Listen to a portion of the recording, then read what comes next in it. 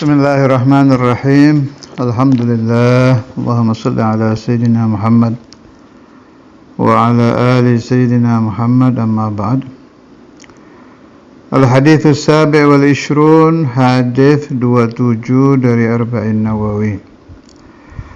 Anin Nawas bin Sam'an radhiyallahu anhu anin Nabi sallallahu alaihi wasallam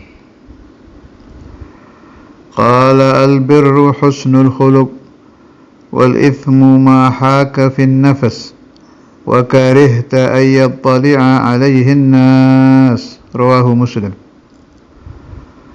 Wa an Wabisah bin Ma'bad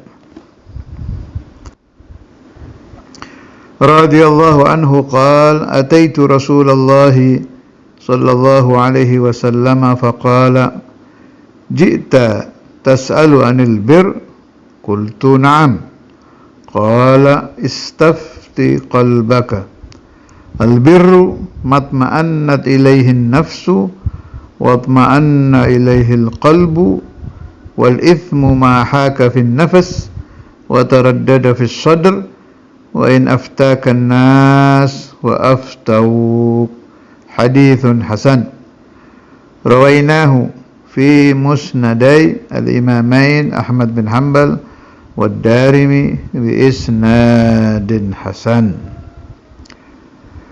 Dari sahabat Sayyiduna Nawas bin Sam'an, bersabda Rasulullah sallallahu alaihi wasallam, al-birru, kebaikan itu, husnul khuluq, adalah baiknya akhlak, wal ithmu, dan dosa, mahaka, apa-apa yang gonjang-ganjing, fi sodri, di jiwa.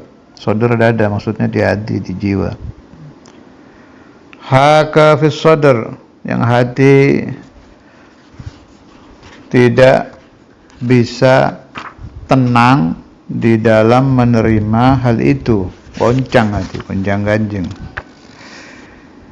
Nanti kita bahas ya, bagus ini hadisnya. Dan ini salah satu hadis yang menjadi rujukan kaum sufiyah di dalam masalah kebatinan, masalah batin, masalah hati. Wa karihta yattali alaihi nas, dan engkau benci, tidak suka orang melihat hal itu. Rawahu Muslim, meriwayatkan kepada hadis ini Imam Muslim. Dari Wabisah bin Ma'bad radhiyallahu anhu, qala ataitu Rasulullah sallallahu alaihi wasallam faqala ji'ta tas'alu 'anil bir. Kamu datang ini mau tanya tentang kebaikan. Ini menunjukkan kasyafnya Rasulullah sallallahu alaihi wasallam.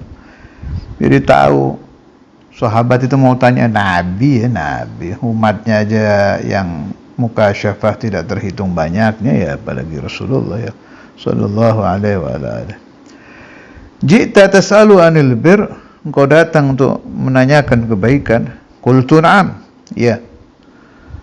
Qala istafti qalbaka, mintalah fatwa, bertanyalah engkau kepada hatimu. Ajib. Apakah semua orang boleh memakai istafti qalbaka? Syaribul khamar, atau zani, orang yang istiqamah berbuat dosa-dosa besar? Jelas tidak ya. Khitabnya ini kan istafti ini ke sahabat Sayyiduna Wabisah bin Ma'bad. Ya otomatis yang boleh memakai dalil istafti itu orang-orang baik. Atau kalau bahasa saya sufiyah lah, atau salikin yang serius, itu baru boleh pakai istafti qalbaka.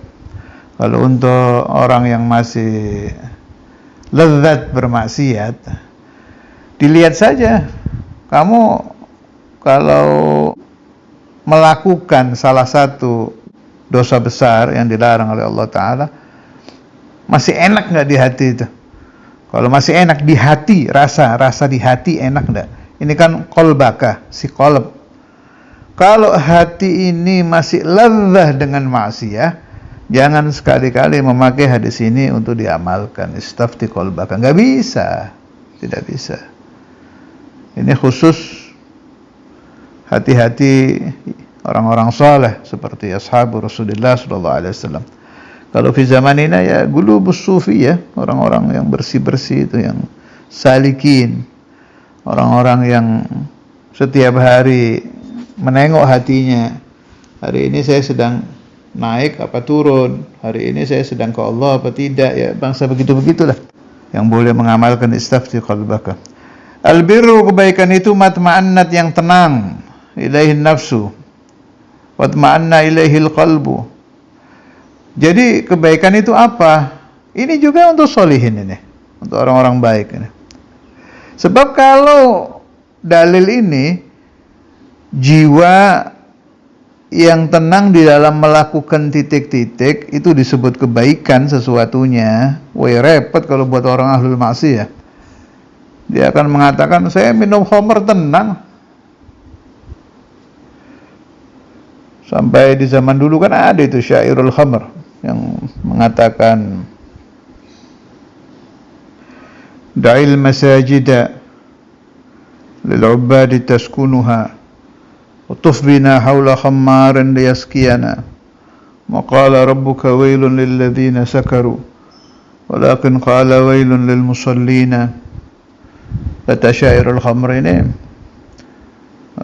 tinggalkan masjid untuk orang-orang ahli ibadah yang mau ibadah di sana, ya udah silahkan gitu. Kamu ikut saya ke warung untuk minum khamr. Jadi ada warung arak, warung yang khusus untuk minum khamr. Ya, sekarang juga banyak di mana-mana. Di zaman dulu ini warung khamr, supaya kita bisa minum di situ. Tuhan tidak mengatakan neraka wel bagi orang-orang yang minum khamr, tapi mengatakan neraka wel bagi orang-orang yang sholat.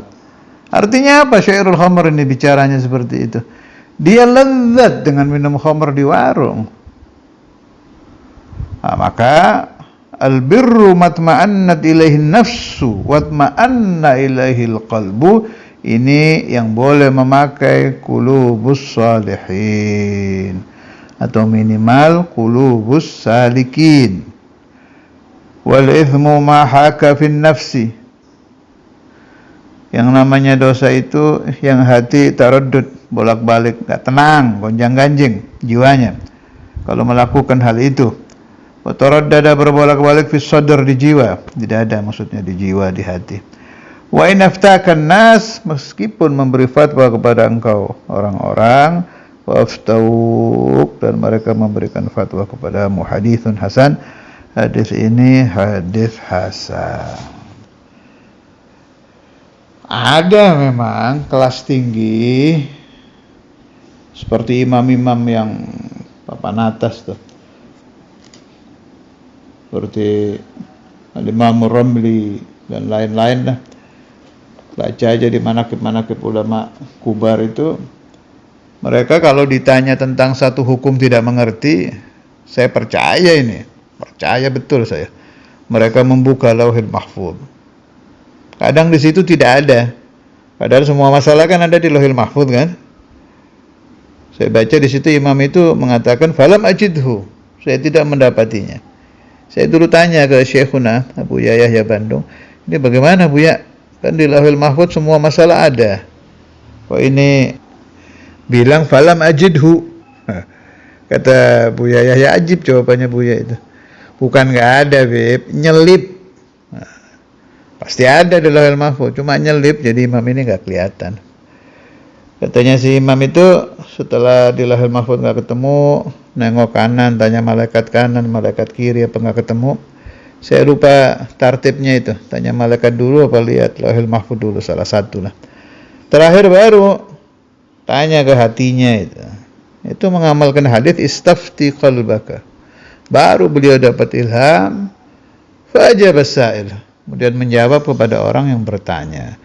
Artinya pelarian akhir dari para imam-imam tinggi itu, kalau sudah tidak menemukan jawaban masalah yang beliau sedang iskal, menemukan kesulitan di dalam menjawab, yastaftuna qulubahum amalan biqauli Rasulullah sallallahu alaihi wasallam, istafti qalbaka. Mereka kembalinya ke hadis ini. Makanya saya katakan hadis ini rujukan besar untuk para aulia, para ulama salihin, yakni hati mereka menjadi sumber jawaban dari soal-soal orang-orang yang bertanya kepada beliau. Sebab hati mereka itu tempat turunnya ilham anillahi azza wa jal, yang membuka jawaban muskilah-muskilah, kesulitan-kesulitan masalah agama yang dihadapi oleh beliau-beliau itu. Wassallallahu ala sayyidina Maulana Muhammad wa ala alihi wa sahbihi wasallam. Alhamdulillahirabbil alamin.